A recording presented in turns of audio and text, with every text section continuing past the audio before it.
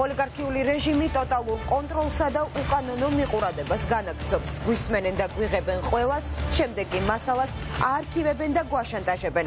საქართველოში აღარ არსებობს სივრცე, რომელსაც რუსი ოლიგარქის დაქვემდებარებაში მყოფი სუსის საცეცები არ წოდება. როგორ უსმენენ აქტივისტებსა და ჟურნალისტებს ამის შესახებ შაბათის მთავარმა ჟურნალისტური ექსპერიმენტი ჩაატარა. ექსპერიმენტით ირკვევა, რომ გამოგონილი აქციისთვის პოლიციამ გუშინ სრული მობილიზება გამოაცხადა. ექსპერიმენტის ავტორი ჩვენი კორესპონდენტი ირაკლი ბახტაძეა, რომელიც ახლა პირდაპირ ეთერში გვერდება და უფრო დეტალურად გვიამბობს ჟურნალისტური ექსპერიმენტის შესახებ. გისმენთ ირაკლი. თავდაპირველად დავიწყოთ სწორედ ამ ჟურნალისტური ექსპერიმენტით, რომელმაც აჩვენა, რომ ბიძინა ივანიშვილის ხელისუფლებას ყველაზე მეტად სწორედ ეშინია საპროტესტო აქციების და მართველი პარტია, ეგრეთ წოდებული ქართული ოცნება ამ დრომდე ცდილობს მოусმინოს და გააკონტროლოს ყველა ის პირი, რომელზეც კონტროლი ჯერ კიდევ შეუძლიათ მართველი პარტიის ლიდერებს. ჩვენს მიერ ჩატარებულმა ექსპერიმენტმა ნათლად აჩვენა ის, რომ ბიძინა ივანიშვილის ხელისუფლება დღესაც უთვალთვალებს და უსმენს ყველას, მათ შორის ჟურნალისტებს და სამოქალაქო აქტივისტებს, იმ ადამიანებს, რომლებიც ამ დღეების განმავლობაში დგანან ქუჩაში და ისინი ითხოვენ ხელახალი არჩევნების ჩატარებას, რადგან ყველა თან ხვდება იმაზე, რომ ოლიგარქის პარტიამ 26 ოქტომბერს ქართველი ხალხის ხმები მოიპარა. რაც შეეხება ჩვენს მიერ ჩატარებულ ექსპერიმენტს, მე ღია ხაზის მეშვეობით დაურეკე მთავარი არხის საინფორმაციო სამსახურის ხელმძღვანელს და ასევე მთავარი არხის წამყვალს, რომელსაც ვაცნობე, რომ მთავრობის ადმინისტრაციის მიმდებარე ტერიტორიაზე აქციის მონაწილეები აპირებდნენ შეკრებას და ამის შემდგომ ისინი დედაქალაქ სხვადასხვა ლოკაციაზე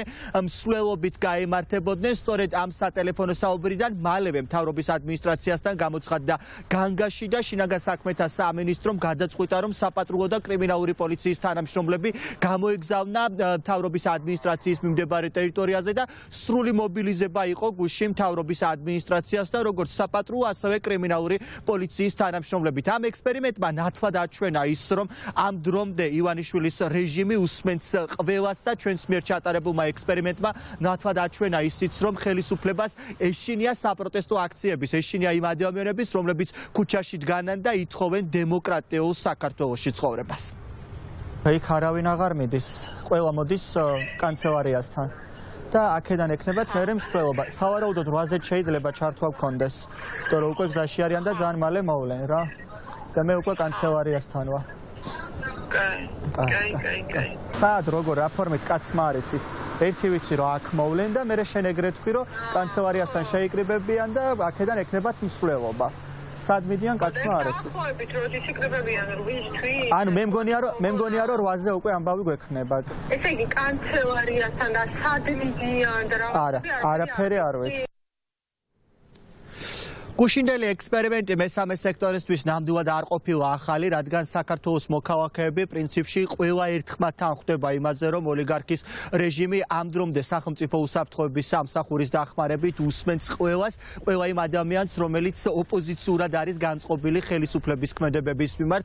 მესამე სექტორში მოუწოდებენ შესაბამის უწყებებს, რომ დაინტერესდნენ ამ ფაქტით, რადგან ეს არის ფარული მიყურადება იმ ადამიანების მიმართ, რომლებიც დგანან ქუჩაში და რომლებიც ივანიშვილის რეჟიმს აპროტესტებენ. ის რომ მოსმენას ცდილობენ მიყურადებას ხალხისთვის, ეს არათუ სიძლიერეს პირიქით სისუსტეს აჩვენებს და პლუს ამას მათ ხალხის ხმა არ ესმის. სრული კოლაფსი არის სახელმწიფო უწყებების, ანუ უწყება, რომელიც უნდა იყოს ასრულებდეს კანონმდებლობის ფარგლებში თავის მოვალეობას, ერთ ადამიანს და მის გარშემო მყოფ ადამიანებს ემსახურება. მთელი სისტემა გადასულია ამის კონტროლზე, ადამიანების დაშილებაზე, დაჯარიმებებზე და ასე შემდეგ. და ეხლა პრინციპში ამ მოსმენებთან დაკავშირებით ახალი ყველაფერი არ გავიგე, ყველა მიცით რომ უსაფრთხოების სამსახური ქვეყნის უსაფრთხოების საკითხები კი არა დაკავებულია აქტივისტების, პოლიტიკური ოპონენტების მოსმენით და ასე შემდეგ. ყველას კარგად ახსოვს, რამდენიმე წლის წინ სახელმწიფო უსაფრთხოების სამსახურიდან გამოჟონილი საიდუმლო ფაილები, სადაც ჟურნალისტების სატელეფონო საუბრები იყო აღბეჭდილი და მაშინ დაიწყო გამოძიება და რამდენიმე ჟურნალისტი მაშინ სახელმწიფომ დაზარალებულად ცდო, თუმცა ამის მიუხედავად გამოძიება ამ დრომდე არ მიმდინარეობს ეფექტურად. ყველა ის საქმე, რომელიც მედიის წარმომადგენლების თვალთვალს და უკანონო მიყურადებას უკავშირდება, ამ დრომდე თაროზეა შემოდებული. მათ შორის არიან ჩემი კოლეგები, მთავარი არხის ჟურნალისტები ჟურნალისტები, რომლებსაც სახელმწიფო უსაფრთხოების სამსახურის თანამშრომლები მუდმივად უთვალთვალებდნენ და ახორციელებდნენ მათზე მიყურადებას, ისინი დაზარალებულად არიან ცნობილები, თუმცა ამ დრომდე არც ერთი პირის შესაბამის პასუხისგებაში არ არის მიცემული.